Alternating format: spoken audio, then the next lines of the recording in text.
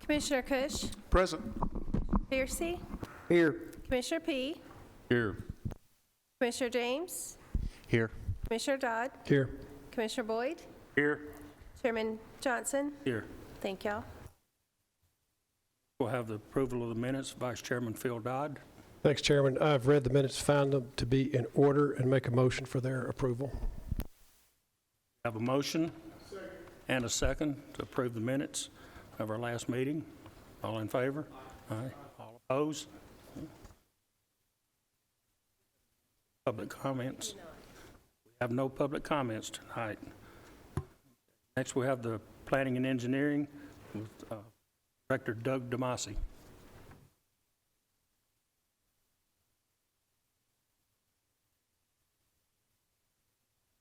Chairman, and good evening, committee members. Doug DeMasi, County Planning Director. First part of my report is to present the available lot inventory for the unincorporated area of Rutherford County.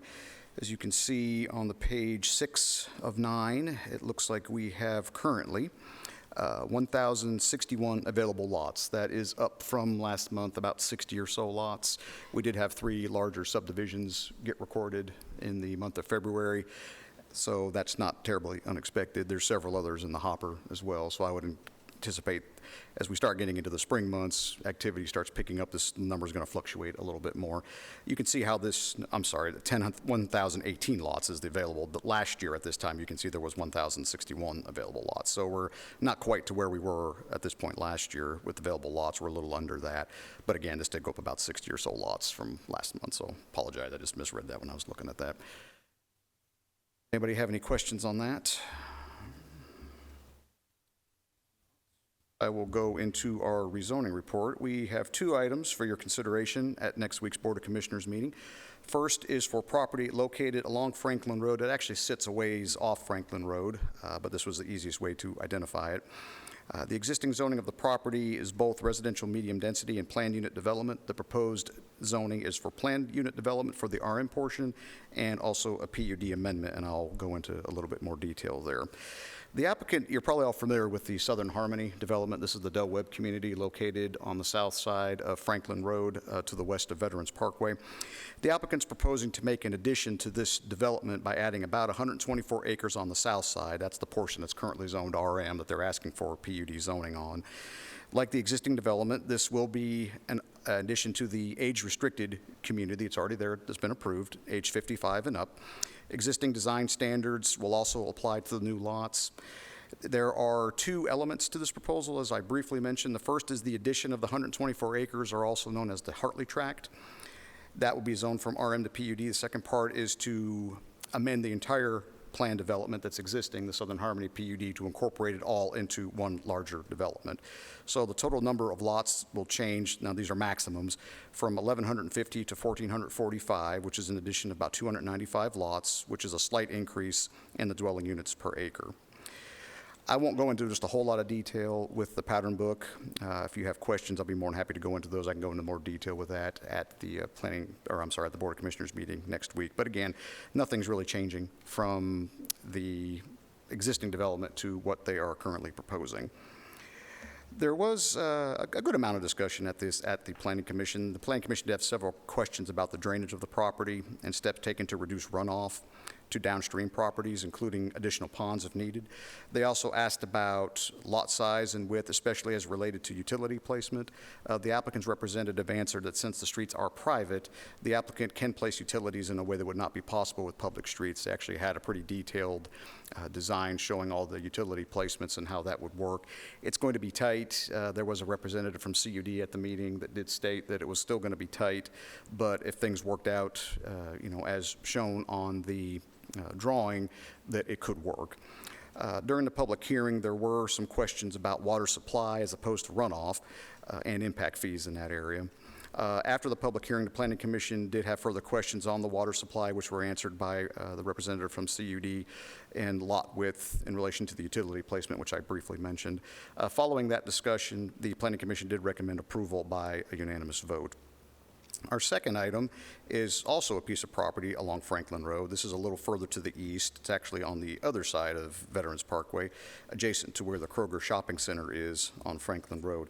The applicant's looking to zone that property from art residential medium density to office professional. Their proposed use for that property is it's for a self-storage facility. Now, this is something that's classified in our zoning ordinance as a general personal service. This particular use requires a special exception to the Board of Zoning Appeals, an application to the BZA for that, as that kind of use is only allowed by special exception in the OP zone.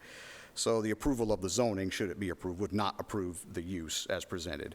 They did have a concept plan, which is included with your agenda packets, kind of showing a non-binding, at least, idea of what they are looking to do with the property. Of course, they would have access to Franklin Road. Now, they are proposing paved driveway from the entrance onto Franklin Road. Access and maneuvering areas would be paved, and of course, it would have to meet all of our regulations for landscaping and performance standards as well. The Planning Commission did have questions about the concept plan. Architectural plans have not been submitted quite yet. They're not complete at this point, nor are they required at this point for us to look at. But they do anticipate buildings facing Franklin Road to have a brick masonry facade. They also will have access via a security gate or small office, not required to do that way, but that is what they're proposing. They also stated that the existing mobile homes on the property would be removed. There's been several mobile homes on that property for several years.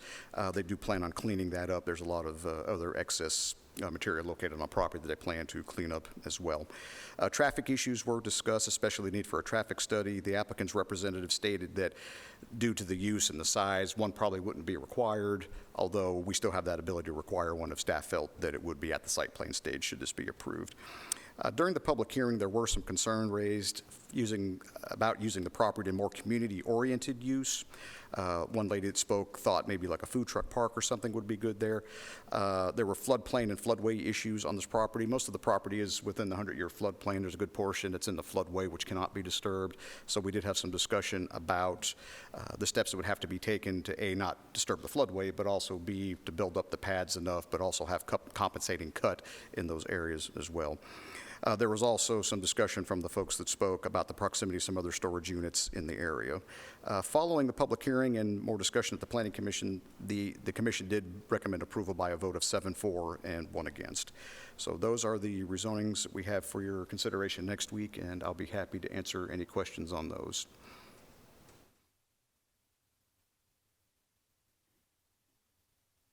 Questions?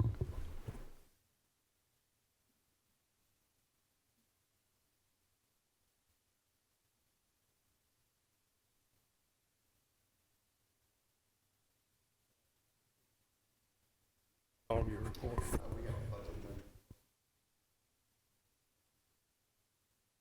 Entertain a motion to approve this part of the report. We have a motion and a second. All in favor? Aye. All opposed? You'll notice on your agendas that we also have a budget amendment request. I'm going to turn it over to our county engineer, Mike Hughes, to discuss that. County Engineering Department. Tonight, we are wanting to do a budget request to replace a vehicle that has been in the shop for 6 months. Strangely enough, the anti-lock brake system is locked up, and Ford does no longer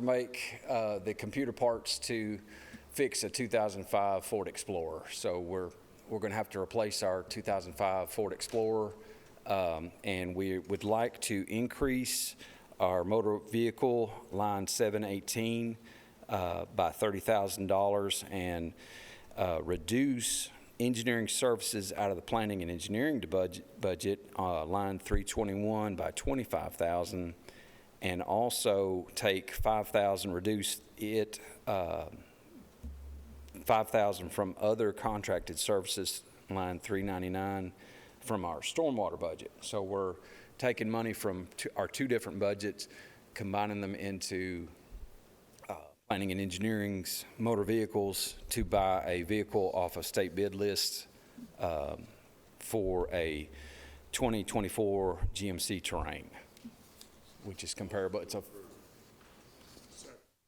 We have a motion and a second to approve. All in favor? Oh, probably need to call a roll. Do a roll call.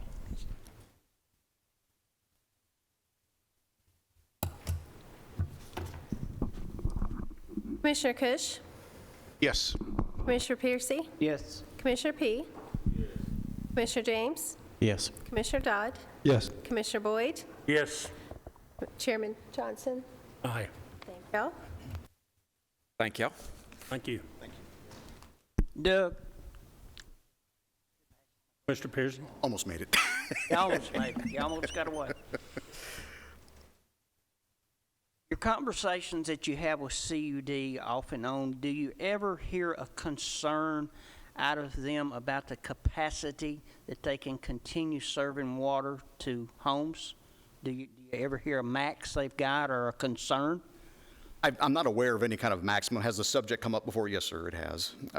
Any development that we see come into the county, like especially these larger developments, we do require a will serve letter that states that they can serve that development. I know that's an issue that we probably will have to discuss in more detail as time goes on, but as of right now, it's not been raised as a concern that we're actively monitoring. It's something that's always in the back of our minds, though. Did you have something? Yes. Thank you.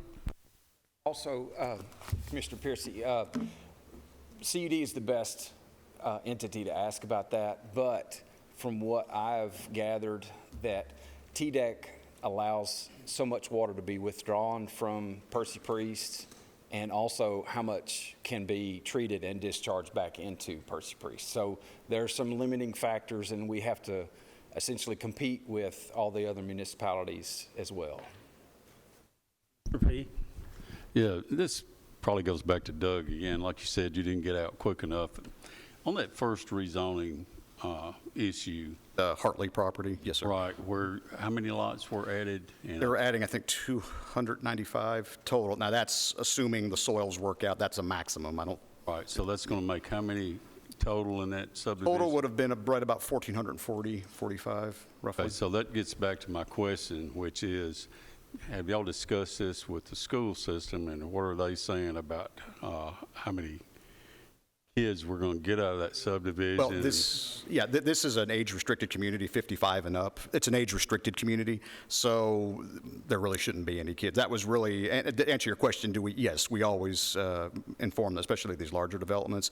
I sent that information over to Mr. Trey Lee, the Assistant Superintendent for Construction Engineering, and he responded, said, if it's just going to be 55 and up, it's probably not much of an impact to the school system. And so that's, he did have concerns, though, if it ever turned into a conventional development without age restrictions, then there might be issues. But as it's presented and as it's been approved originally, what they're still proposing, it's 55 and up. All right, if that changes, please. Well, they would have to come back through. You would know. That's part of their plan development. That would have to come back through. But yes, absolutely. All right, thank you. You're welcome. Thank you.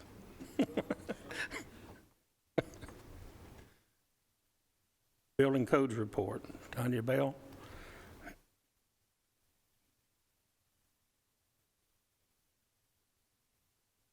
Good evening. I'm going to keep my presentation to a minimum because I'm losing my voice. So if you'll keep along with me, and if you have any questions, I'll try to answer them, but I really hope you don't. So, not yet. It's just been working its way all day. This morning I was fine. So the month of February, we issued 266 total permits. 66 of those were single-family dwellings. That is down from this month last year. Last year, we issued 103 single-family dwellings for a total of 351 permits this time last year. Total revenue from those permits is $207,341.20. We completed 1,324 building inspections and drove a little better than 9,000 miles.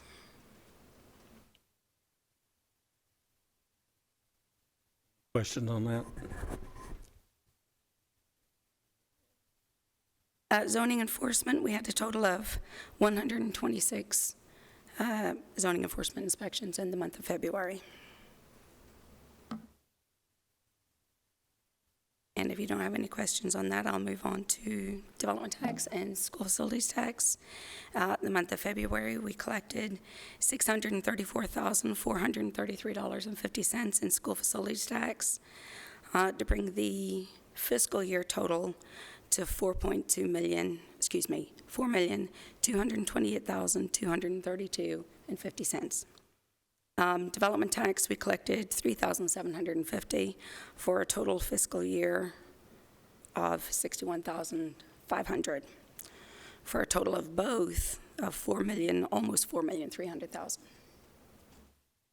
which is up right about $1 million from about this time last year.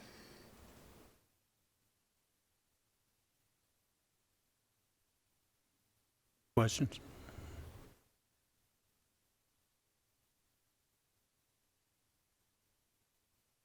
That concludes my report. Second. Motion and a second to approve the report. All in favor? Aye. Aye. All opposed? Much. Okay, Highway Department, Superintendent Greg Brooks.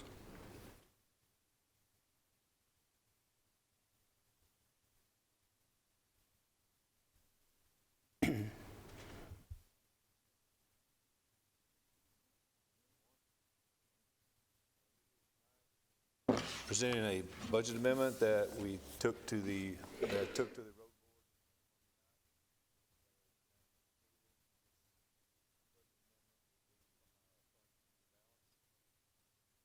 Our highway equipment line item and our asphalt line item. And this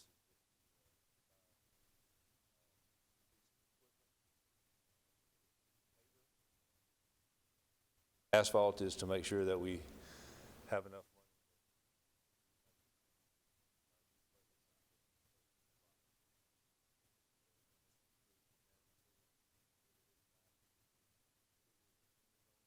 Budget committee.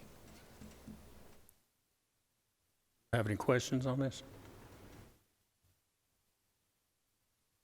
Call the roll. Motion to approve. Motion and second to approve. All in favor? Aye. All opposed? Okay.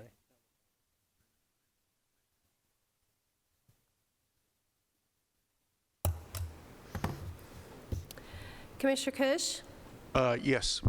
Commissioner Piercy, Yes. Commissioner P, Yes. Commissioner James, Yes. Commissioner Dodd, Yes. Commissioner Boyd, Yes. Chairman Johnson. Aye. Thank you.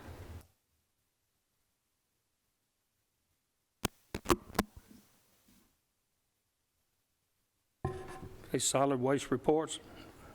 Director Bishop Wagner.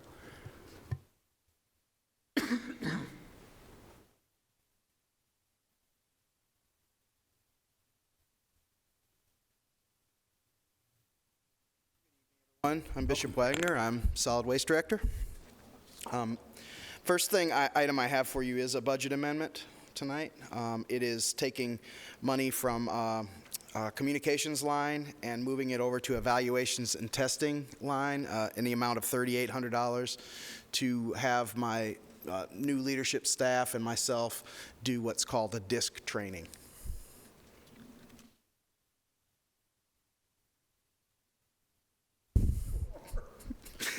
Could we save the $3,800, just do it right here?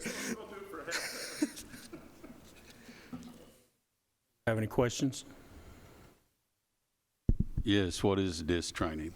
It's a leadership style training. It's geared to help try to find efficiencies and increase our ability to function with an environment that is facing pretty serious attrition rates.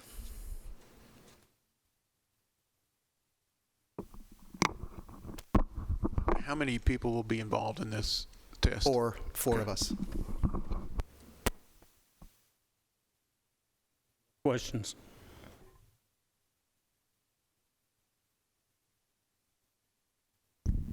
Second. And then a second to approve. Call the roll.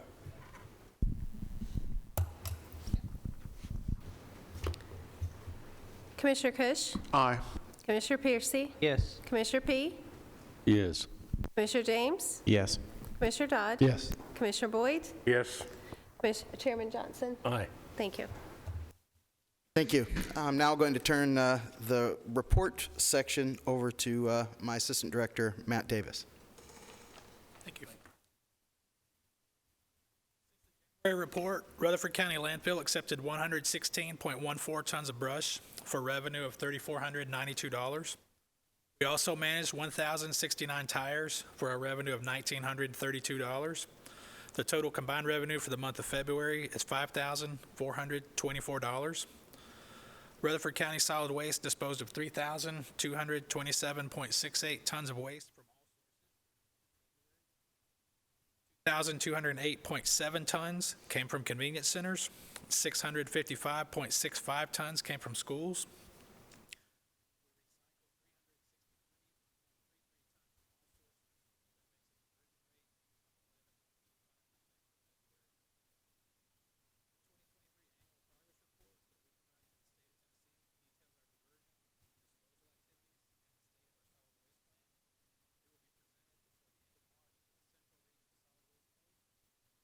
On approval, I'll be bringing it before Public Works Committee next month.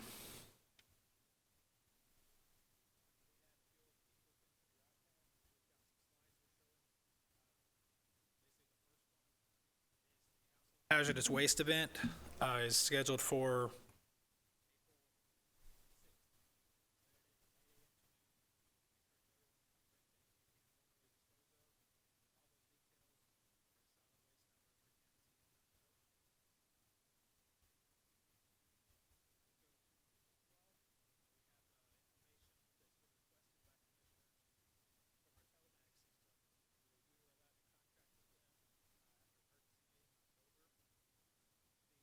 hardware was installed for that in early December, and we're getting really good information from that now. The first thing, kind of my favorite here, is the safety aspect of it. Is basically these machines tell us when things happen in our vehicles. With there's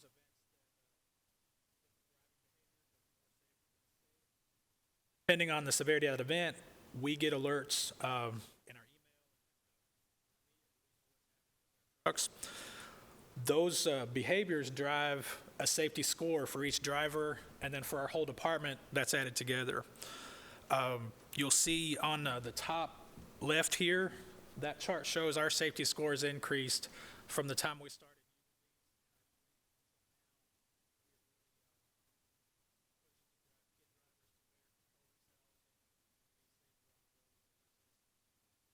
On the top right, you'll see the blue bar graph. I don't know if you'll make out, it shows different behaviors. And my takeaway here is on the right side of each bar, you see a negative number. And then the bottom chart here just kind of details the events that we're seeing reported by the system.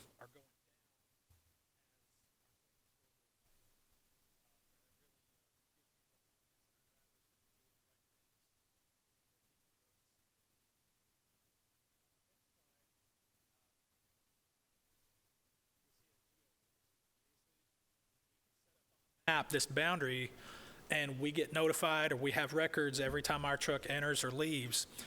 We set these up.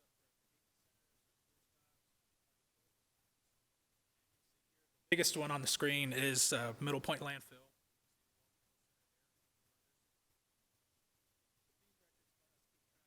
How efficient we are. We can know in real time how we're doing with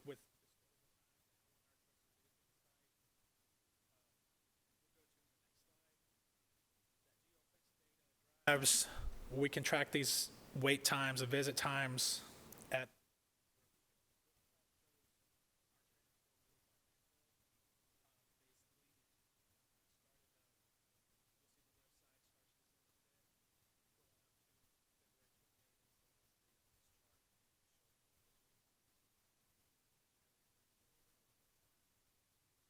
Question.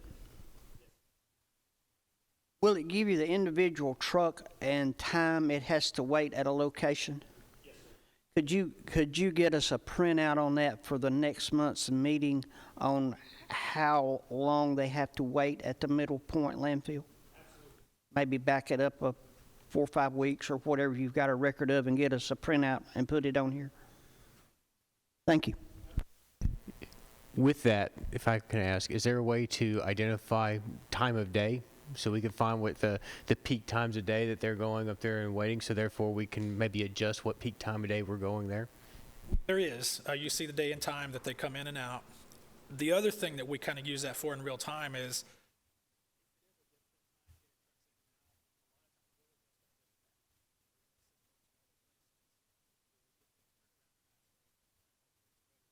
back to Middle Point. And so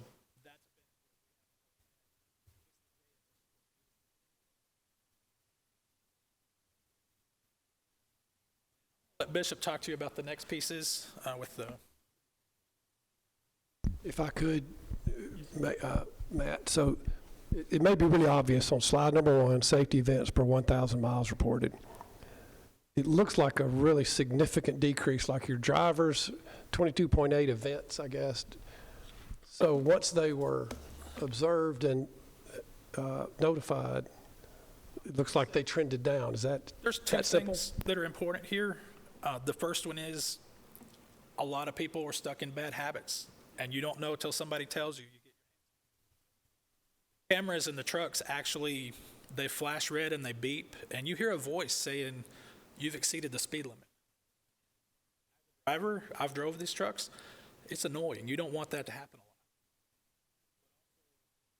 a lot. Other thing I would say is when we started, it takes a little time. That first week is not the best quality. It's a good trend, though. And I'm not saying drivers were not being accountable. I'm just saying habits being exposed could be beneficial. That's just interesting. Congrats on that. If I may, do you have an average wait time now without any other chart? Don't, that's fine. Overall average for this period of time was 48.26. I didn't say at the landfill, but that's what I meant. Yes. Okay.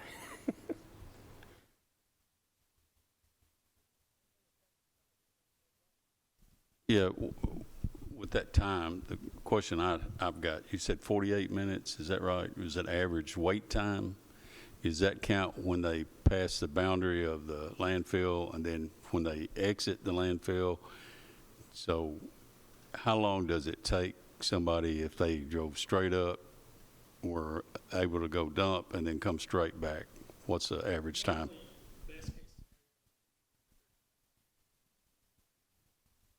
Well, that'll give us, something to gauge against. So 25 minutes is 0 wait time, just route time. 48's the delay between 24 and that. All right. What I would consider an excellent turn time would be that 20 to 25 minutes. And we've got some when in the data when it was right after New Year's, for example, the day after New Year's, I guess a lot of people were out on vacation. A lot of the haulers weren't running. We pretty much had the landfill to ourselves. We were hitting those times because we weren't I mean, the average is just that. We also collect how many loads we get in, who's carrying the most loads, all of that data as well. Part of the reason that, of course, we brought it was Chairman P had asked for some data on this as we got cranking in it, and as we get more and more, we're learning more about the system and how we can use it. Matt has really stepped up and streamlined the collection and monitoring of that data, and we meet daily on looking at efficiencies and things of that nature. And so this is just one example of how we can use it and what type of information that it gives us. But there are also, there's mechanical data, there's also, maintenance information, fuel, all of that is also available. We just, didn't want to, we had quite a few things to go through tonight. We didn't want to bombard you, but it's all open and available to anybody that's interested, and we'll still continue to bring data as requested from the system back to you.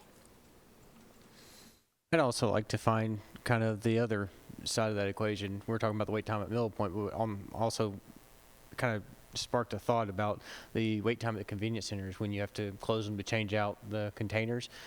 Kind of, are you seeing any numbers on that timeline for that and where we can improve that? Absolutely. Well, absolutely. That gets improved as drivers become more efficient in their ability to do what they're doing. A good in and out time is between 15 and 20 minutes. Sometimes we experience 25 to 30 minutes. I've got several new drivers that are learning the ropes on it, and I am adamant about my number one rule being nobody goes to the emergency room, so they take extra care and time to make sure that they're not rushing themselves as they get through that process. But we see as drivers become more and more experienced, those times that they're operating and swapping out compactors or dealing with boxes inside the centers, those get less and less. So I hope that answered. But we can see that data as well. I've geofenced every location that we operate in the county, and we can see the truck in real time anywhere in the county. It has the number and the driver that was assigned to it for that day, and we can pull reports on all of that. As well as if there's an incident that happens during that day, we can pull the video data that goes along with the time and area of that incident, so that if, let's say, someone pulls out in front of our driver and there's, God forbid, an accident, we can pull that data for the insurance to be able to see, for them to be able to see what's and have. Any other questions? So the next item is last week we had a groundbreaking. Some of you were able to attend, and I wanted to kind of give you a little bit of a picture of what we were talking about there. I'm grateful for everybody that could come, and if anybody else wants to come by and see what's going on, I welcome you to come out and check it out.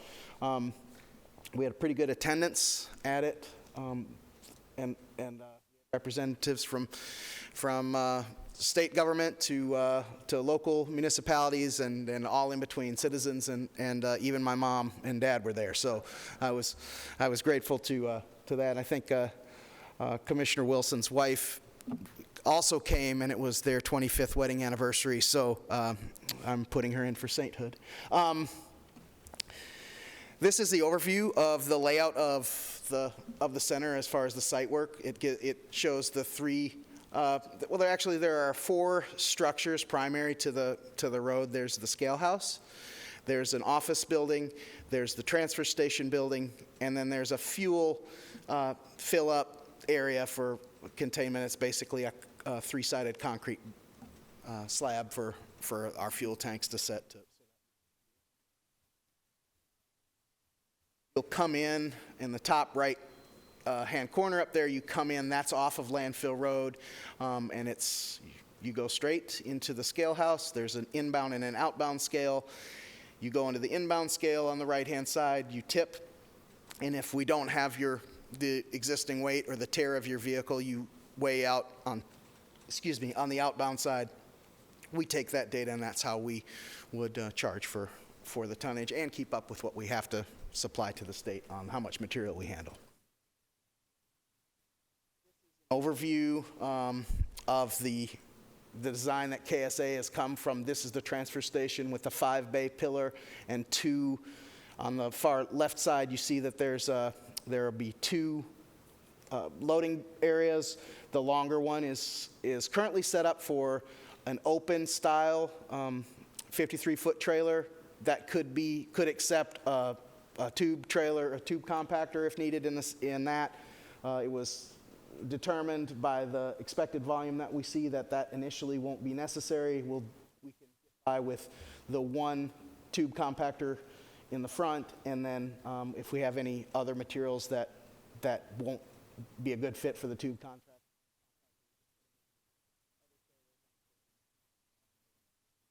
Construction and demolition material, or maybe recycling or something of that nature that we can aggregate in one location and take it all in one load from the center. The right in the corner there is the fire room, and there's a restroom for the workers in the facility, and in essence it's a large open warehouse with big high walls. For the office building, I'm coming off the top of my head, it's around 1,300 square feet, I believe. And then the scale house building, which is around 1,000 square feet. The scale house building is on the bottom. It has windows on either side of that front, that big, that's really the work center of the scale house, where if they have any interactions with our staff, to get a ticket, to get any paperwork or anything from us, we deal with that there.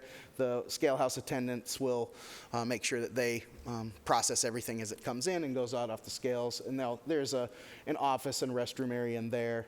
There are 3 offices and a training/break area in the office building that will house myself, Mr. Davis, and our solid waste dispatcher. And we will have, there's restroom facilities in there as well, and then that gives us an area where we can have, a break room for employees, or an area where we can train that's right there on site.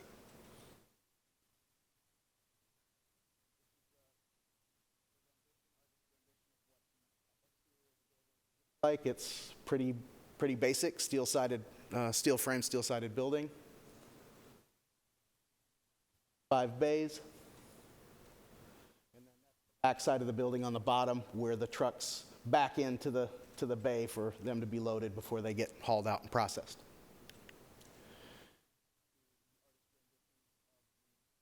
Scale house and the office building, as before, you can see they're not fancy or extravagant. They're pretty simple.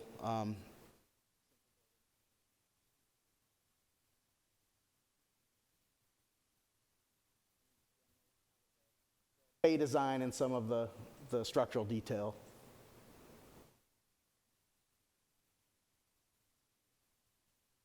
Mr. Piercy. Is there any location in any of this where you can get your equipment to have it serviced or fix a breakdown or anything? So we'll utilize the current area where we're operating as the service bay area, and actually us moving out of there opens up a lot of space for the maintenance staff to be able to continue to do the things they're doing there. There may be in the future some things we'd like to add to that we could do internally, small style. Like I'd like to build a truck wash area that's there, that's on some concrete and things of that nature. But for the most part, I think we're looking to be in pretty good shape to be able to conduct the operations of the station. And then the only 2 things we'll utilize this facility for, I can anticipate, for our collection staff. It would be parking the big trucks in the lot at night, and then utilizing the fuel station, which brings that fuel that we're driving all over the county to get back home, and will save us on some logistics there. Probably save us on some cost too, because of the amount of fuel we'll buy and be delivered in bulk there. That's the last slide I have on the station. This is the 50% set.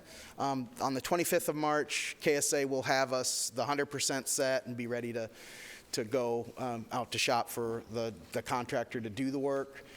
So we'll have more details, but they're pretty close, and I've got to say it's been a real pleasure working with KSA. They're really on top of it. They work well with our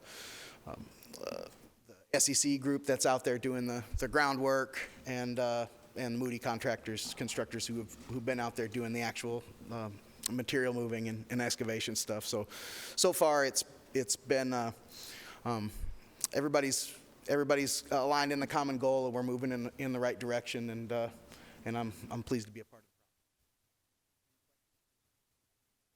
of it. Mr. Chairman? Bishop, Mr. Dodd. Can you tell me or tell us what difference, the different design maybe in this one and what the city's doing? Have you seen what the city's put together yet? I've only seen like the very early renditions. To be honest, I haven't looked at any of their architecturals on it. I would say that as far as the station itself is doing, they're probably real similar in what they have. I think we have similar per day loads that we're going to be accepting. As far as our size, we should be real similar. But I haven't seen anything where I could compare apples to apples. But I'd love to look at it and compare some of that as well. Congratulations. Last week, I think, went really well. A little windy, a little cool, but it's winter. Can you kind of give us, it doesn't have to be monthly, but kind of a monthly update, just a very brief update as to where you're going. What's your target date as far as opening this? I would like to have waste go across the scales at the first annual quarter of 2025, so January 2025. I think on our RFP that we had with Waste Management, we're in that window with start sending waste to them. I would hope we'd be done with construction by then. So less than a year from now. Yes, sir. Okay, that kind of brings a question to mind. We're entering our budget process for this year, and 2025, at least the first few months of the half of 2025 will be in our next budget year. Will your budget reflect the expenses of handling that garbage? My budget will reflect partial management of that garbage. I anticipate that the operation and the act of collecting the waste will pay for the operation of the waste as per the way the model is designed. I do and will have funds in my budget to be able to offset eventualities that may happen or some of the spin-up time, but it would balance itself out with other funds that we spend elsewhere that we'll be saving on by doing it. If I could be plain here, it's a real challenge to jump into the unknown and know all of the variables. I will say that I'm surrounded by a bunch of people that ask a bunch of questions that are tough and hard to answer. And keep them coming, because I don't know the answers to all of them. I do know what the intent is and what will be what I expect for us to be able to do. I will say this, that we won't accept a ton of waste over that scale that isn't paid for before we accept it. Just one quick follow-up with that. If we're talking about 6 months or so of handling garbage for the first time, actually, in a transfer station, so they'll give us some experience by summer of 2025 as we're looking at the budget for the following year. But justifiably, the type of questions that you're going to be answered, will those expenses be in addition to, will those expenses, could we remove those if we were still hauling trash to Middle Point? So those are the type of questions that are going to be really difficult for you to answer. Are the taxpayers paying for this transfer station when we could be taking garbage to Middle Point for nothing? Well, to be plain with that, as long as we're able to take our waste to Middle Point for nothing, we will take our waste to Middle Point for nothing. It is the goal and intent and the model of this plan for every ton of waste that we take to pay for, in part, more of the tons that we generate residentially. So it's a volume issue. We increase the volume that we collect from the private hauling community that comes across our scales. That will offset the cost that would be passed on once we're taking that waste. And hopefully we'll have a couple years of operation left of life at Middle Point Landfill, which we'll be able to continue to take our residentially generated waste up there like we have been, and that'll help allow us to build a prudent reserve to be able to kind of ease into the shock and awe of paying for garbage for the first time in over 30 years. Just remember your comment about asking those tough questions. I think of it every day. And next, it's your face. I'm just kidding. Thank you very much. Mr. Dodd, did you have a question? Thanks, Chairman. You mentioned bid documents late March. We'll have the 100% set by March 25th. Or to look at bids on the 3 buildings you showed us. Buildings, everything that has to do with architectural and structure, yes. So the site plan stuff covered everything that we drive on and everything that's placed on that, and the underground, the connections that go to the buildings will be done on from the KSA's architecture. Everything prior to that is done under the SEC. And then there's project that are the road improvement project, and then the boring and connection with the city. When do you think that was leading up to the status of the roadway design and when that can be bid?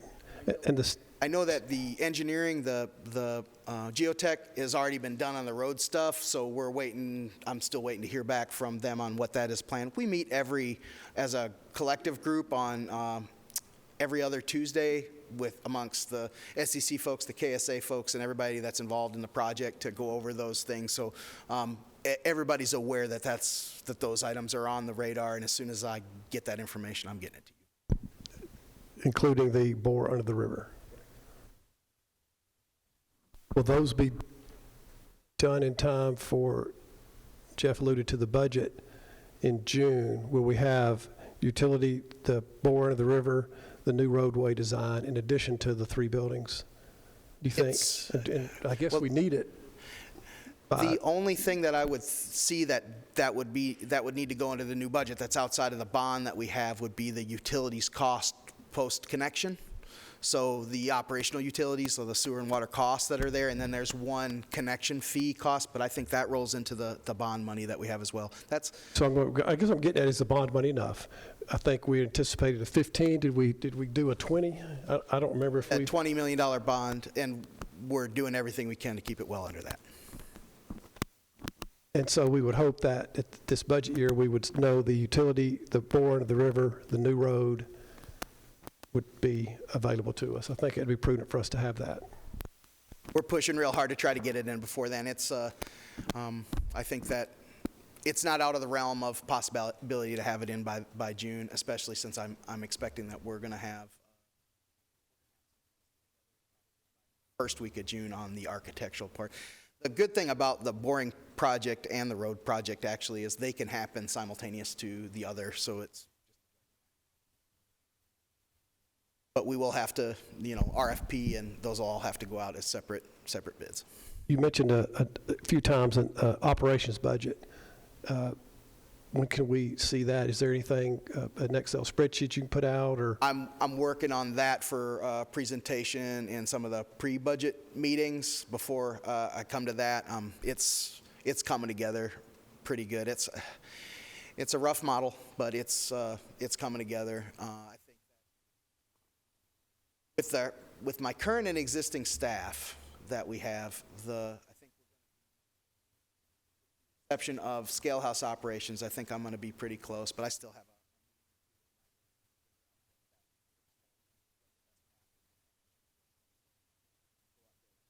comes to the overall year to years. I'm working on what that looks like as well. Any other questions? Thank you, Mr. Chair. Bishop, will the Rutherford County Public Building Authority, will this project fall under their broad brush overview? No, it will not. It does not, okay.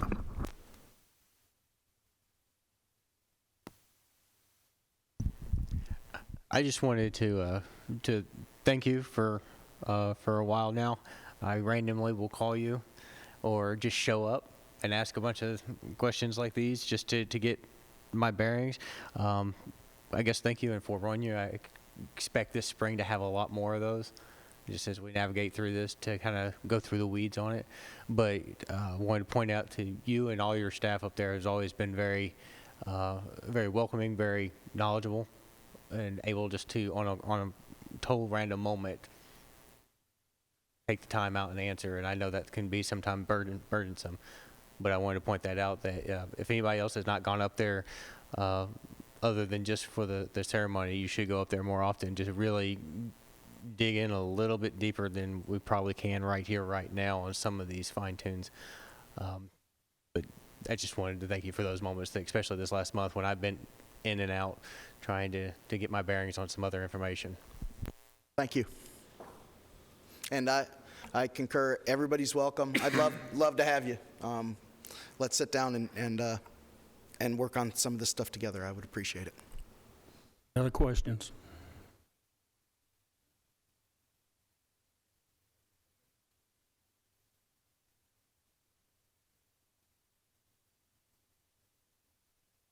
We have a motion and a second to approve the reports.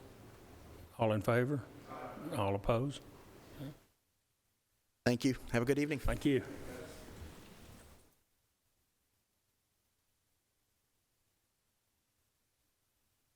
At this time, we have a new presentation that we haven't had before. Republic, we're planning on having a quarterly report. This will be the first one. They are a partner with us. I don't know if that's ever really been mentioned, but they are one of our partners, and we would just want to keep the communications open, and while they're here. So, Mr. Klassen, will you come up?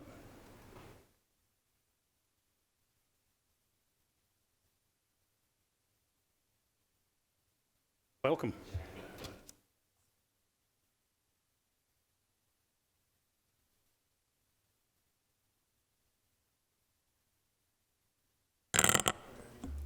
It should be. I think we.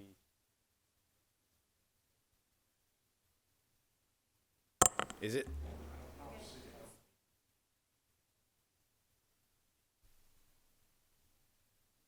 Okay, well, I'm happy to send this out afterwards as well. No problem. I have all of your email addresses. So, Chairman, thank you. Commissioners, thank you as well. So my name is Mike Klassen, and I am the General Manager of Middle Point Landfill. I started serving as general manager here back in 2021, and during that time, I think we've met with all of you or most of you out at Middle Point. It's been our priority to rebuild our reputation and to deepen our investment in the community, because ultimately, no matter what happens in the future, we're committed to serving this community and working with you help make sure that this community and this county is in a place where they're ready to manage their waste into the future. So to that end, really tonight, my goal is to share two things with you. First, many of you have come out to Middle Point and seen the strides we've made in person, and many, if not all of you, have had candid conversations with me about our operations, maybe where we have some opportunities for improvement, our reputation, and trust that we need to earn back as an operator to be viewed as a valued member of the community and a trusted partner if there's any opportunity for a long-term deal to expand the facility. So I wanted to share with you some data that shows that we've listened to that feedback from you, and some of the investments we've made are working and making a positive impact on our neighbors and our operation. And second goal for tonight is there's a lot of eyes on Middle Point, obviously, on this topic, and a lot of questions that come along with that, a lot of misinformation or just misunderstandings, whether that be about cost to dispose, whether that be about how long of a permitted airspace we have remaining. All of those questions are pretty complex, and we'd just love to take the opportunity to clear it up tonight. Ultimately, I'm here to be a resource for you, and I know these are hard, complicated, complex questions that you're evaluating about what to do with the future that impact in the county, and it really does. And so I'm also happy to take all the questions that you have at the end. So I'll begin by sharing just an update, as I said, on the actions we've taken and some of the results that we've response to commission feedback, then highlighting some of the local partnerships and community engagement we've been up to here recently, and then lastly discussing just a commitment to additional actions and where we go from here. And again, of course, at the end, happy to take any questions. Start off with some updates. We get a lot of questions about what remaining disposal capacity does Middle Point have. So the answer to that question is 4.5 years of permitted capacity remaining. I think I actually wrote a letter to all of you at the commission just 1 year ago, almost to the day, where I said we have 5.5 years of airspace remaining. So it's always nice when the math continues to work out just as we planned. I hear a lot of different versions of this number all the time, but as the general manager of the business, knowing that how much permitted capacity we have is foundational to the success of our business. I can tell you with the utmost confidence the number is 4.5 years from today. This number is about to be submitted to TDEC, so every year we have to do a report by a licensed professional third-party engineering firm from the state of Tennessee, which I have to sign under penalty of law that it's accurate. That's going to be submitted to TDEC here very shortly. So we're confident in this number. You know, people ask all the time, well, it looks like you're full. How on earth do you have 4.5 years of life left? And so I wanted to highlight a few things that maybe it's not totally obvious when you're looking at the facility. The first one is, you know, from where we sit right now, we have 80 additional vertical feet that we are still the highest point of Middle Point currently. So that's within our permit as we speak. We also have another area called Cell 9B that we're going to begin. We haven't historically placed waste in. It's a really small cell, but we'll be moving and placing waste in that facility or in that part of the facility here starting this fall. And the third piece is in 2023, we took about 1.1 million tons of waste total into Middle Point. In 2024, we're anticipating that number drops to 850,000 tons per year.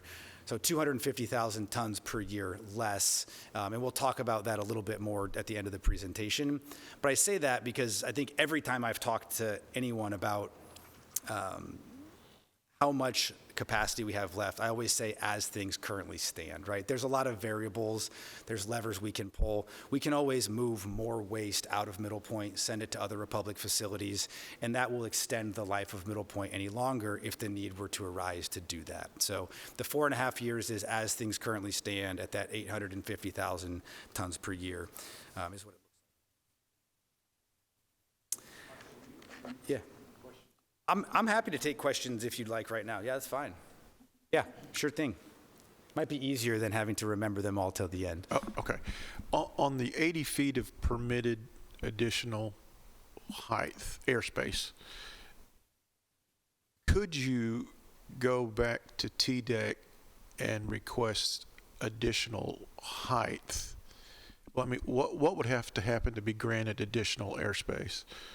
That would be considered, to get vertical height, it's exactly the same process as to expand the footprint horizontally.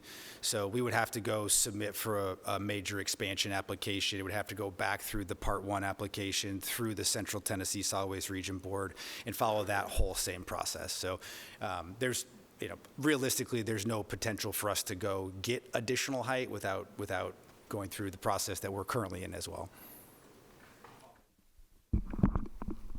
Just thinking in my head, is it easier to go? I would think logic would tell me that would it be, unless it creates a problem with the Murfreesboro Airport or Smyrna Airport, is it easier to go? Is it easier to get granted to go vertically than it would be horizontally? I mean, operationally, it's certainly easier to go vertically than it is to go horizontally. But as far as the approvals process, you know, the local approvals and the region board and all of that, I see it as basically equal. From a TDEC's perspective, yes, going vertically from a technical perspective is much easier. You're not impacting additional area from a hydrogeo investigation. You're not looking at those additional factors. So technically, yes, going vertical is much easier. Yeah, appreciate the questions, definitely. And yep. Is there not a grade you have to maintain going up the side of your mountain? And that would restrict how high you can get? So the permitted final grades for those side slopes are 3-to-1, so 3 horizontal.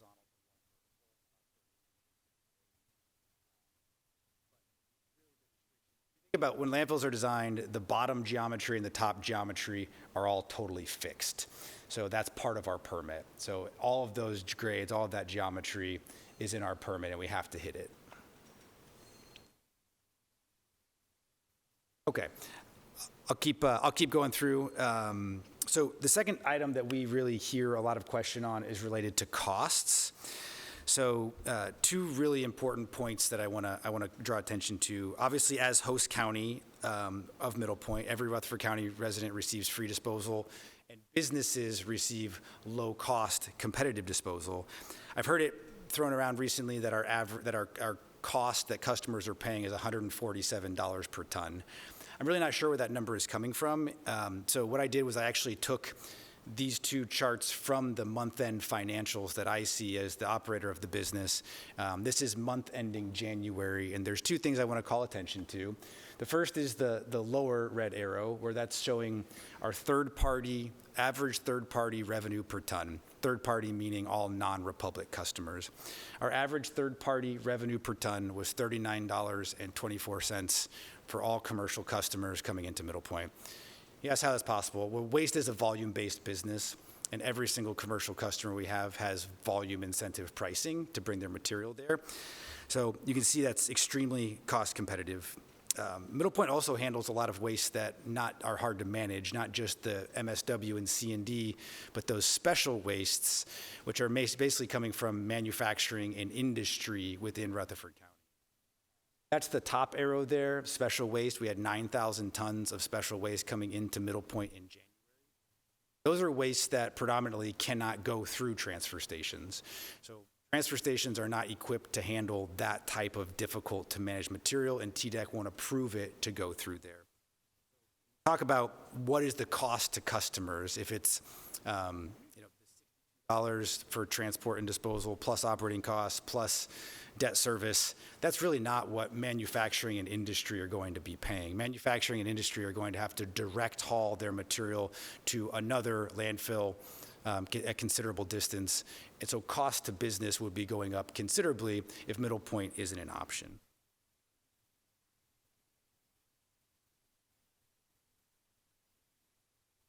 Another area that we've sort of heard a lot of feedback on and wanted to share updates on is related to gas collection and control. And when we talk about gas, we're really talking about odors. So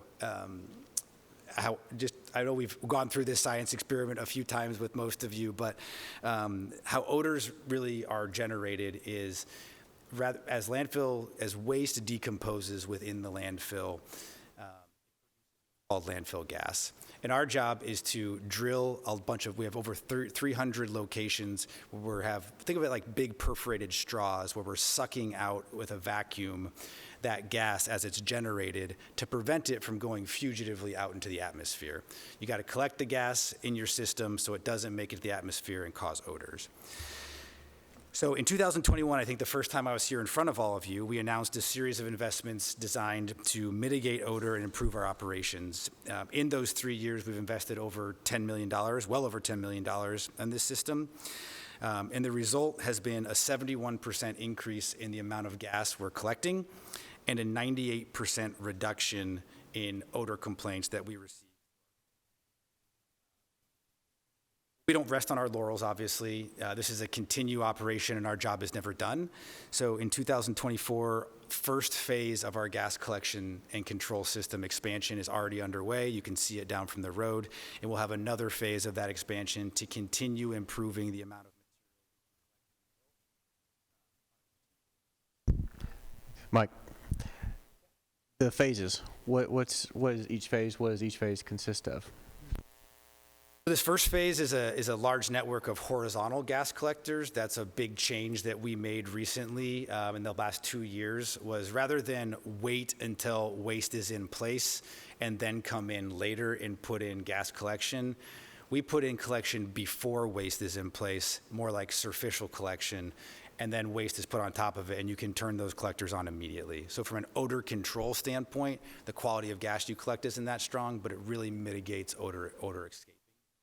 Both of those phases are just doing that same style of collection system in different parts of the landfill. As we move and as we place more waste, we're always moving. So we have to collect or install infrastructure ahead of that. And what are you doing with the gas that you collect? Yeah, so right now, all of the gas we collect is getting flared. So we have 2 permitted emission control devices that are enclosed flares, literally just combusting it to destroy the harmful pollutants that are in it. And I'm excited to share about that. You beat me to the punch. I have some good updates related to some new things we're doing with that gas here in a few minutes, and I'll hit that. But love where your head's at. So when we say a 98% reduction in odor, we want to be able to confirm that. So, historically, our odor monitoring program had been very manual. We were having someone go out, and it was very subjective, actually smelling the air at 26 different locations all around Murfreesboro. But we, in the summer of 2023, decided we needed something after we've made these improvements that was more objective, remove the subjectivity, and measures odors using a proven scientific process.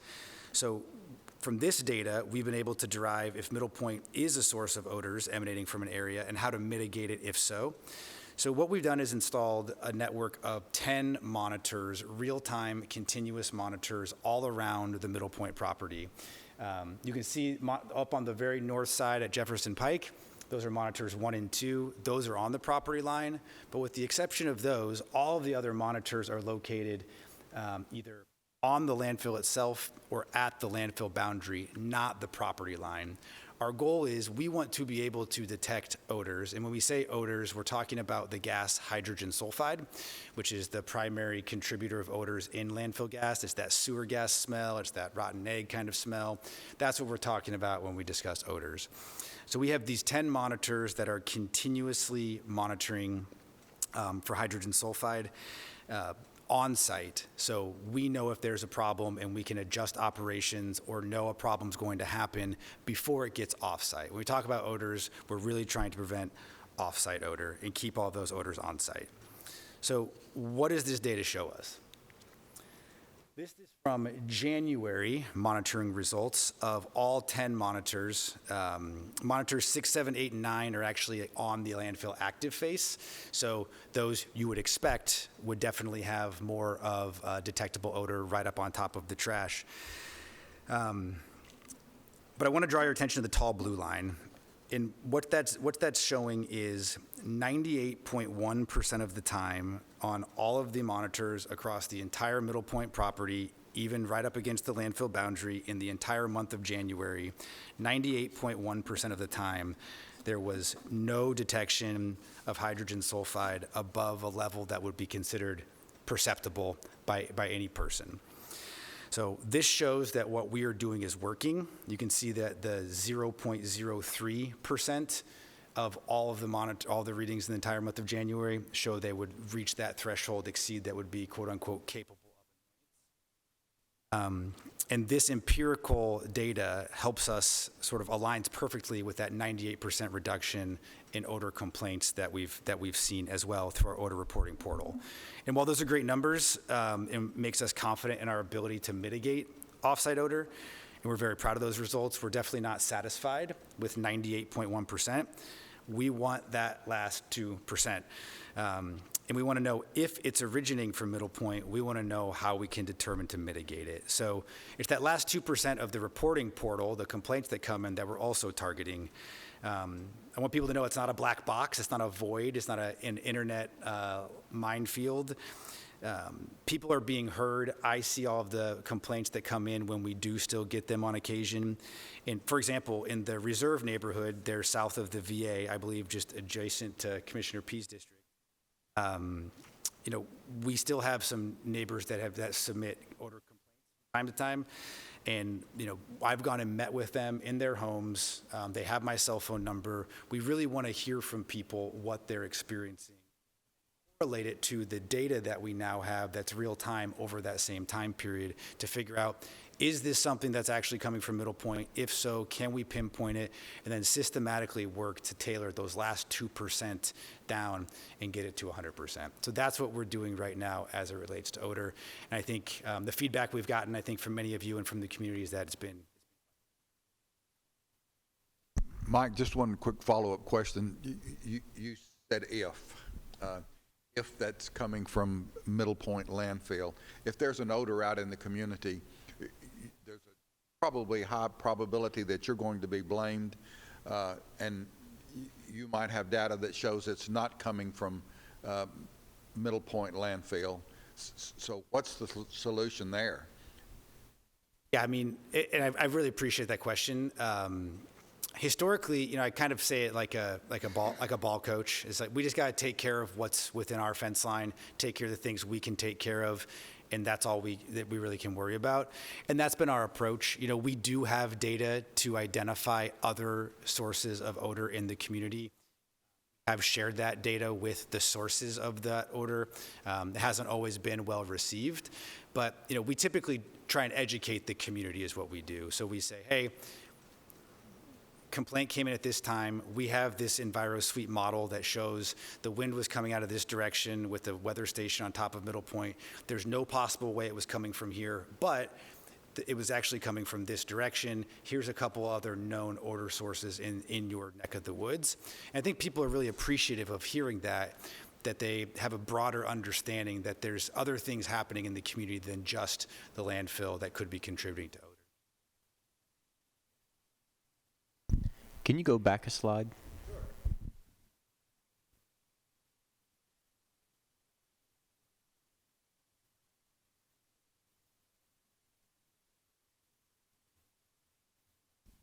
Mike, with all this monitoring, is there any time of the day that you see an increase? I assume you'd be able to clock that. Yeah, certainly. You know, we, as expected, and this happens, I think, with any odor generating source, it's right when you get that, when the sun goes down and you get that first pop of atmospheric stability, where there's not that intermixing from the heating of the sun. And that's usually like a 5 or a 6 p.m. to an 8 p.m. kind of window. And sometimes that shifts depending on if like a low pressure system moves in, definitely correlating with like in January, for example, we were really excited about those results because typically colder months is when you see more odors because there isn't the heating of the sun, which generates atmospheric mixing, which causes the odors to disperse. Usually colder down is when we see the really spikes. Even if they're low spikes, they still are spikes of detections.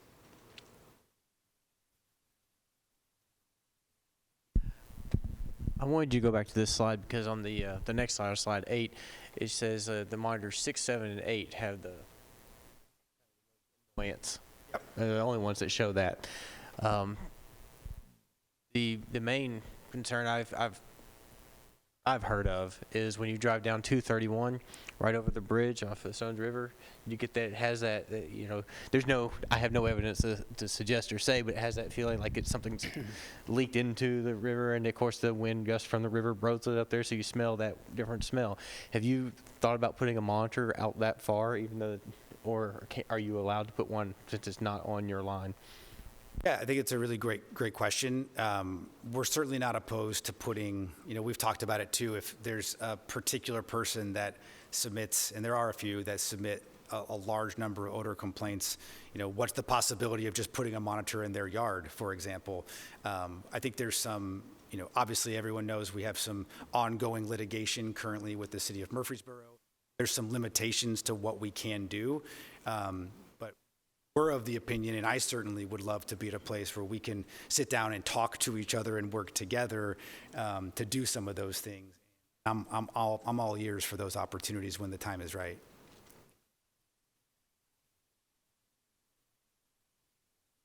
That question. So speaking of 231 and Jefferson Pike, another area we've heard historically that we've gotten feedback on is the condition of Jefferson Pike. And, you know, we used to get a lot of complaints about this, rightfully so. It's the one thing in addition to odor that our neighbors in the community have a direct touch point on with our daily operations. So something we're required to do, but I stand up here and tell you that we want to be a good neighbor. It's imperative that we own what our customers are doing, any impact that we have to 231, Jefferson Pike, and the surrounding community. And I'm happy to say that we've done that. So what we've implemented is we have a dedicated 4-person team.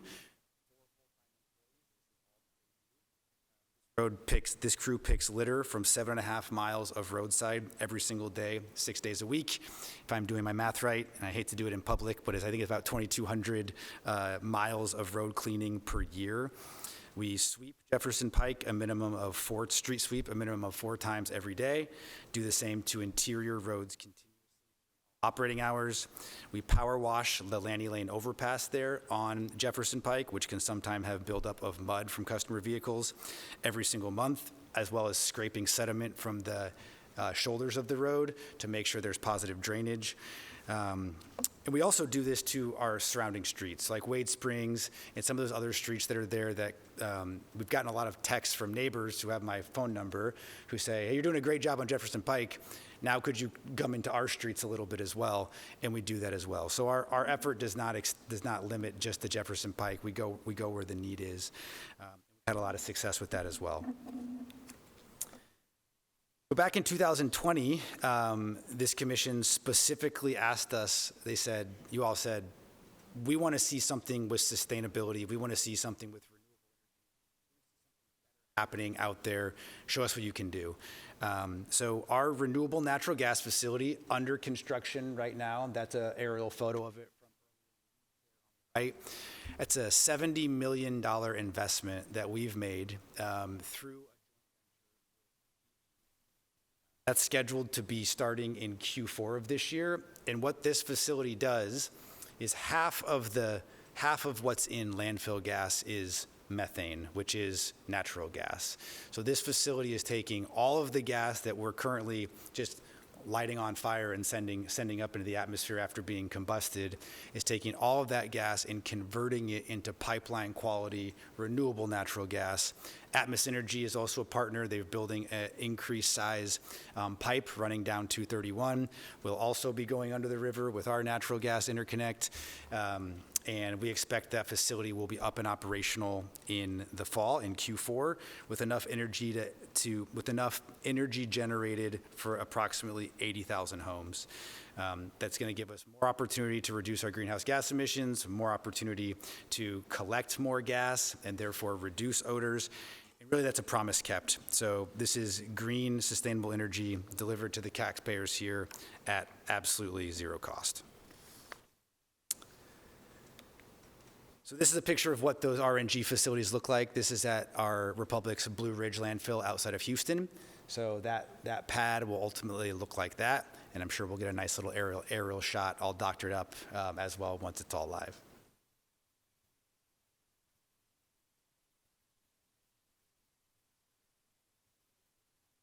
Oh, yeah, great question. So this is on the west side of the landfill, basically between that main haul road and the river. So right by our existing leachate pretreatment plant. So kind of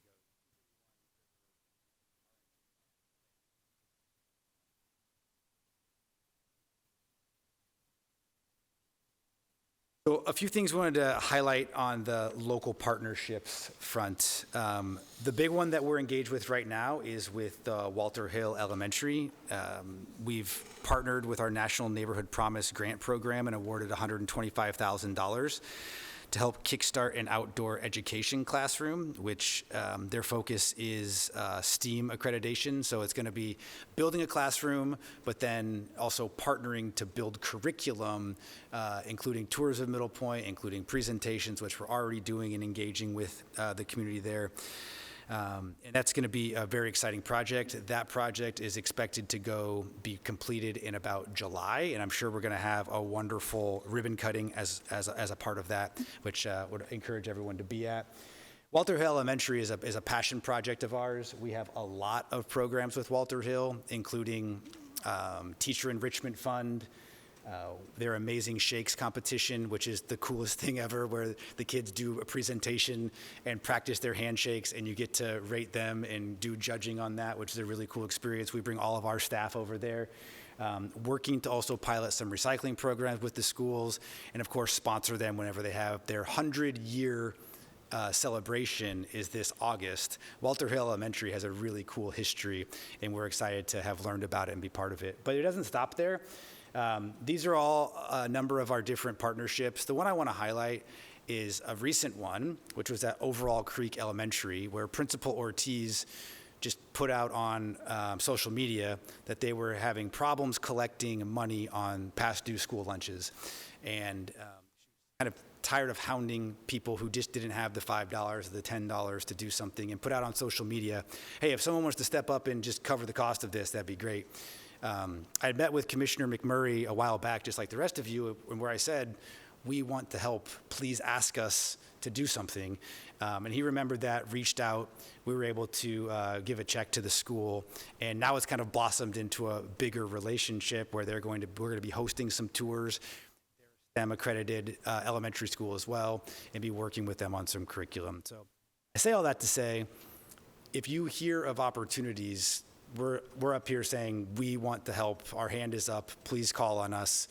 We would love to support viable opportunities in the community that could really help. My passion is education. I think, when we bring kids out to the landfill for tours, which we've done at a number of these with Siegel and Walter Hill, and now with Overall Creek, it's amazing to see the lights go off. They hear recycling is important, but until you see a truck dump 30 tons of waste out of the back of it, and you're like, oh man, that decision I had where I could have put something in the recycling bin or in the trash, it doesn't really click until they get there. So when we talk about recycling is important and how to build that curriculum, it's teaching the fifth graders who then teach their parents, right? Teaching parents, I think, is not necessarily going to be the most successful way to go. That's been successful for us, and we're looking forward to continue doing it. We have a lot of local partnerships. Again, that's what this shows here. I'm not going to go through them all, but just want to reiterate that we're eager to be a deeper member of this community. I think we've shown that, and we're excited to do more. Of being out in the community, we had our 6 open house events last fall. A lot of you came out and enjoyed those with us. Really, those were twofold. We had 2 purposes. One, we wanted to correct a lot of the misinformation and get out to people about what's actually happening at Middle Point. The second thing was we wanted to hear feedback from folks that have questions, that have ideas, that have concerns, and give us an opportunity to really be face-to-face, introduce ourselves, give out my cell phone number. Sometimes that gets abused, but I still continue doing it. So people have it, and they can reach out to me and to our team if they have questions or concerns. 3 big takeaways from that, all the feedback cards we received and everything we've heard from there are really looking for, what their focus is number 1, cost. So people are concerned about what's waste disposal and recycling as well is going to cost them in the future. With Middle Point, without Middle Point, no matter what happens, there's a lot of concern and lack of clarity on what it's going to cost people, and people raise that issue. Secondly was people are looking for some local leadership to help guide the way for where we should go. And that's not necessarily county leadership, that's us as corporate citizens as well, needing to have leadership to help build a clear identity for where we're going in the future path. And the third thing was environmental or sustainability. This community really wants recycling programs, and they don't have them right now. And I think to that second item, folks are looking for leaders, industry, municipal, corporate, help sort of chart that path. And that's the feedback that we had from our community engagement. We also went with, invited to go speak to Recycle Rutherford, which was a great experience for us. A lot of people in that room that have very different views on Middle Point landfill specifically, but what's awesome when we go have these conversations is, I'm an environmentalist at heart, and ultimately, everyone is trying to go the same place. We talked about the state of the waste and recycling industry here in the county and in Middle Tennessee, and what opportunities there are out there for getting organics and recycling and diversion programs off the ground, and what sort of appetite there would be from that group to maybe partner on there. So that was a great opportunity, and we appreciated being able to go there. Okay, lastly, just want to talk about one other thing we've heard, and we're a believer, and we've heard from you, show us you're a serious partner by your actions, right? Like, prove to us that you're invested in the long term here. And so what we did is One of the biggest things that we've heard from all of you is we're tired of getting all of this out-of-county waste coming into our county. Beginning January 1st of this year, we made the decision 25% of all waste that was coming out, all out-of-county waste that was coming into Middle Point, we have moved it out by a variety of different reasons, either to other public facilities, which is primarily what we did. So, we think that hopefully is a sure sign that we're serious about hearing you. We hear that you don't want to be around for Middle Tennessee, and we're ready to take some real concrete steps forward to show that we want a future here, and the only way to do that is to prove with our actions that we're a serious partner. So to that end, the Middle Point of the last 30 years cannot be the Middle Point of the future, is not the Middle Point of the future. Nobody in this room wants that. We all understand that that's not a possibility. I think, however, that there's a real opportunity for us to continue to demonstrate through our actions that there's more we can do than just landfill. We need to modernize the waste management system that we have in this county. And to do that, what we're already planning to do is to form some pilot project and partnerships with local organizations. Specifically, we've already applied for a composting permit here at Middle Point. That would be a state-of-the-art in-vessel composting program. There would be no odors associated with it. Partner with people who generate biosolids or organics and food waste. We're also looking to partner with several county elementary schools who don't currently have recycling programs and education programs off the ground. We're at the point where we're ready to take some action, and I think we want to lead from the front and show that these types of programs are real. That's what we've done. We kind of went through all of the things we've been up to. We like to say that's been our commitment through action. All of that has been a direct response in hearing you from the commission. So out-of-county waste and everything down that line. And so I think where we go from here is saying we're ready to do more. Right? What else can we be doing to show that we're a serious partner and that we're ready to start having discussions about moving into the future? And I'll kind of leave it back to you all, and if there's anything that's on your mind about it, and we're eager to do it. Time and having me here, and certainly open up to any questions that you might have. What's your timetable on the last project you were just speaking about? Compost? The composting, yeah. So we've submitted the application to TDEC. It's out on public notice right now. It's the Part 1 application.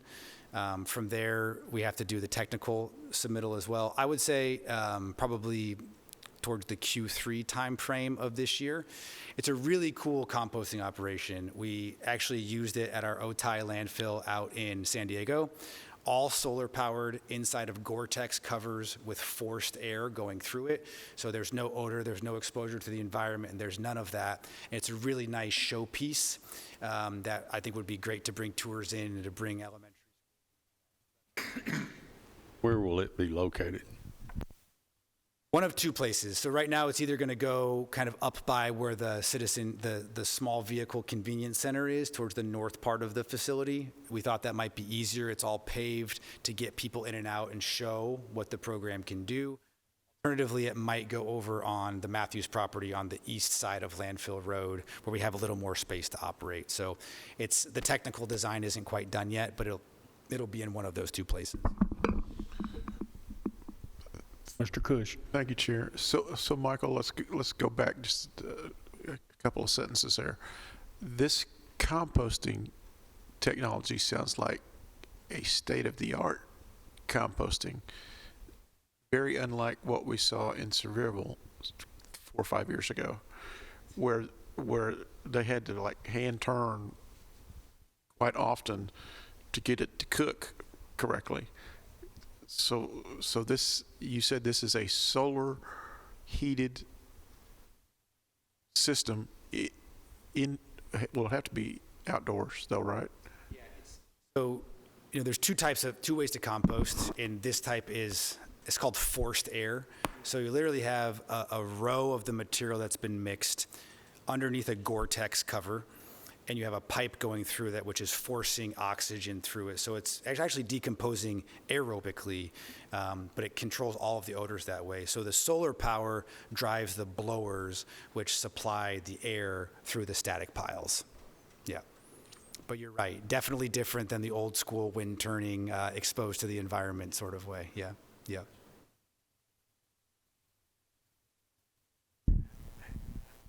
I wanted to thank Mike as well, because when I go up there to visit Bishop in our solid waste department, it's just too easy to alley-oop into I his office. figured you were back-to-backing us after you said that. Yeah. But Mike's been very very open and welcoming for me just to show up, and I always make sure that when I go on over there, I'm in a different vehicle, because I just like to figure out the weight of all my vehicles on the scales.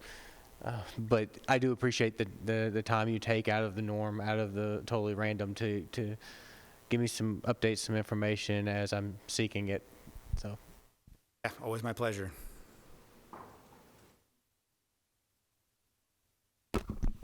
Chairman Phillips. Can you introduce this young lady back here that you were sitting with a little bit earlier? Sure.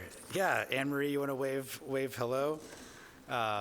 This is Anne Marie Anderson. So she's been working with us actually for some time. I think she's the brains behind helping us get our message out a little bit better.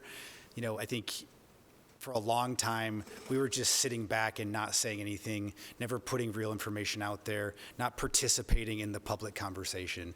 And so under Anne Marie's sort of leadership there and guidance, that's really been the big change. You saw that probably about 1.5 years ago for us, and that's what her role is for us.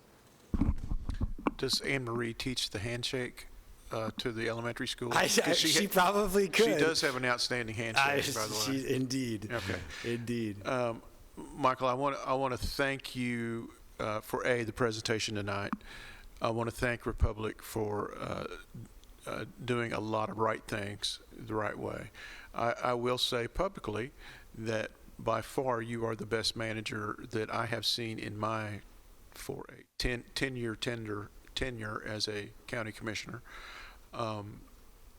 You've come a long way. I do have one tough question that I've got to ask, because I will scratch my head from now on if I don't ask it. Approximate 25% reduction in intake. I mean, we're all businessmen. Republic has stockholders, shareholders that you've got to answer to. Why would they let you, from a financial standpoint, let you reduce your intake by 25%? From a business side, I'm not quite following the logic there. I get the warm and fuzzy why, but I don't get the financial why. Yeah, I think market for Republic services. We have invested a lot in being in this community. We're not just a landfill. We have a hauling company that sits next to us. That's the largest collector of waste and recycling in all of Rutherford County, employing about 300 people. We view it as an investment in our future, really. I think, we mean it when we say it, the middle point of the past cannot be the middle point of the future, and we recognize that. So we got to show some change. So I think that was the idea. We have full support all the way to the top of the company, because you're right. It's a financial impact, most definitely, but it's one that we view as an investment into being a member of this community for the long term.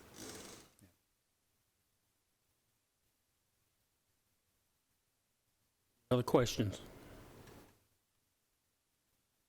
Commissioner Piercy. If I come off my farm tomorrow with a wagon load of trash, rocks, dirt, wood, household garbage, just a mix, and I come across your scales and it's 1 ton, what will it cost me to get out, fees and all? Oh, Commissioner, I'm going to give you a sweet rate, so you don't got to worry about that. You're not giving me one now, so. Problem. So, I think if we sign you up as a customer account, if you're a frequent user of the facility, This is all about volume-based accounting, right? So if you're coming across there frequently and you're signing up for an account with us, every single commercial account that comes across our scales has significant discounts to what the gate rate is. I believe the gate rate right now is like $123, but there's a very, very, very few people that pay that. And that's the gate rate per ton, fees and all, additional charges, gas collection, all the other little fine lines. It's $123 a ton. All of that varies, so it depends on what type of vehicle you have. It depends on I mean, if I had exactly a what Ford your or a tonnage was. Chevrolet, it That's would right. vary. So I don't run our scales, Commissioner, but I can certainly follow up with you to tell you exactly what that does. Actually, if you come by tomorrow, I'll go out there and we'll give you a discount. I won't need it. Thank you. Yep, you got it. Yeah, you got it. You can start a little junk removal business and you'll be in shape.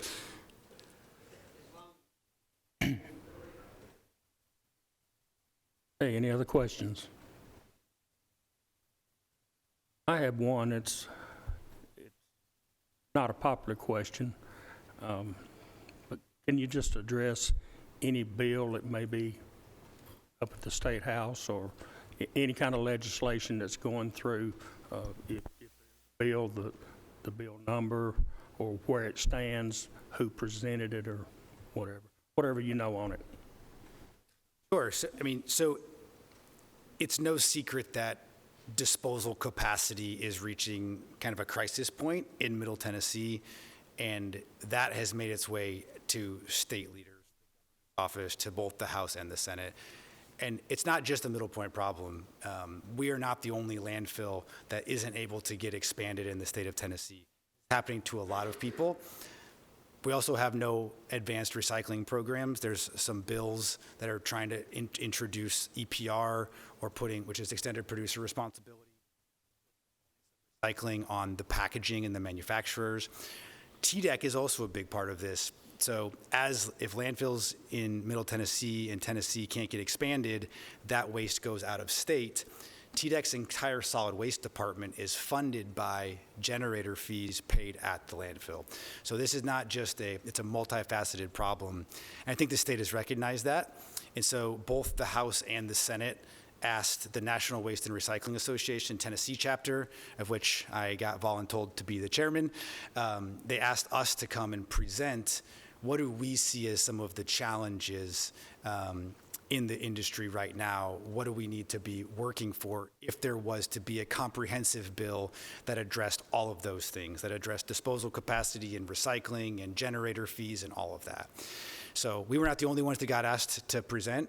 Donna Barrett with the Central Region Board following week, a little bit different perspective, but that's the extent of what's happening there. From everything that we hear outside, no bill is going to be going through this year. I think they're going to form a task force and bring leaders from across the industry and municipalities. And so we're going to be involved. I would encourage county leadership to volunteer to be involved in those discussions as well. Industry, collection, everyone from every side of the aisle is going to be involved in that task force to really start talking about how do we solve this. Everyone recognizes it's an issue. I think folks just have different views on how to move it forward. One thing I want to be I'm going to be back in front of the Senate. Our original presentation got truncated because they ran out of time on Wednesday of this week. And anyone can watch my presentation, and I'll say exactly what I said to them, which I'll say now, is local approval is really important. You know, the people that live closest to landfills are disproportionately impacted by living close to those landfills. That is critical that we maintain local approval in any sort of expansion process. The challenge right now is that there are multiple competing sections of antiquated state code that make it impossible to know what the path is, how there's a process there, and to take any action. It's like it paralyzes everybody because of old, antiquated, conflicting code. And so our perspective is, and what I've said is, we need to figure out a better way to talk about disposal capacity in the state. maintaining significant local approval, but making the path a little bit more clear so people know if they have a shot or don't have a shot, and other things can happen so we can resolve the disposal capacity impending crisis, which is what it is.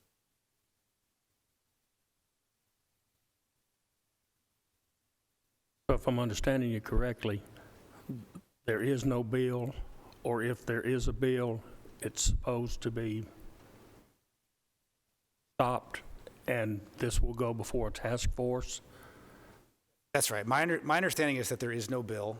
My understanding is there's discussions about what do we need to do, and those discussions, as all things do, I mean, the Senate, the committee is about to be out of committee, I think, in a week. So there's no room for any of those discussions really to happen at this point.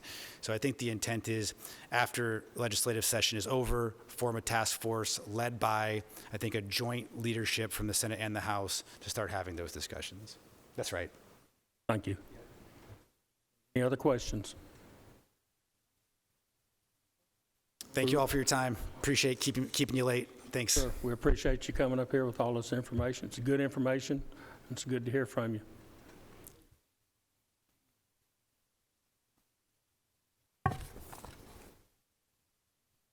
Do we have any other business? Seeing no other business, we're adjourned.